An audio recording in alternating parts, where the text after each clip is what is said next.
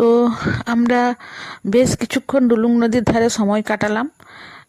প্রায় ঘন্টাখানেক ওখানে থাকলাম। গুড্ডু সোনা বেশ মজা করলো। তো তারপর ওই আশেপাশে একটু ঘোরাঘুরি করলাম, করার পর এরপর বাড়ির পথে রওনা হতে হবে। তো আমরা তো একটু দেরি করে বেরিয়েছি, তো সন্ধ্যের আগেই বাড়ি ফিরতে হবে, সেই জন্য তাড়াতাড়ি করে বেরিয়ে পড়লাম। তো চলো যাওয়া যাক, কতক্ষণে বাড়ি পৌঁছাই দেখা যাক।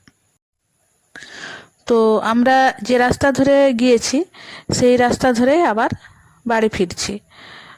তো প্রায় সন্ধে সন্ধে হয়ে এলো, আর বৃষ্টিও হচ্ছিল, মেঘও করেছে, সেজন্য তাড়াতাড়ি করে বাড়ি ফিরছি।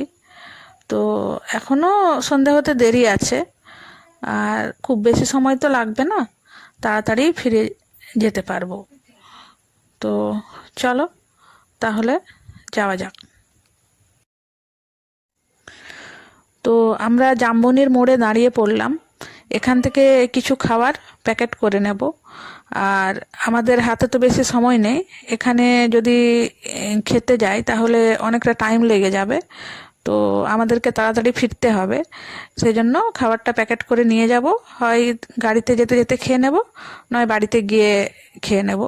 তাই এখানে সব তৈরি করতে দিয়ে দিলাম।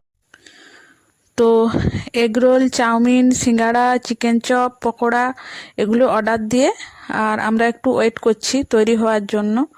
তো এই এগরোল আর চাউমিনটা তৈরি হতে বেশ কিছুটা সময় লাগবে, তো সেই জন্য ওয়েট করছি। এগুলো হয়ে গেলে প্যাকেট করে নিয়ে আর বাড়ির পথে রওনা হব। তো এখানে চিকেন চপটা খুব সুন্দর হয়, সেই জন্য এখান থেকে নিয়ে যাচ্ছি। তো সব কিছু তৈরি হতে 10-15 মিনিট সময় লাগলো। তারপরে ওগুলো সব নিয়ে আর বাড়ির পথে রওনা হলাম। তো এখান থেকে আর বেশি সময় লাগবে না, হয়তো আধ ঘন্টা মতো লাগতে পারে, বা 20 মিনিটের মধ্যেই হয়তো পৌঁছে যাব। তো খুব একটা সন্ধে সন্ধে হবে না, মানে অন্ধকার হওয়ার আগেই বাড়িতে পৌঁছে যাব। তো আজকের মতো ভিডিওটা এটুকুই, দেখা হবে পরবর্তী বা নতুন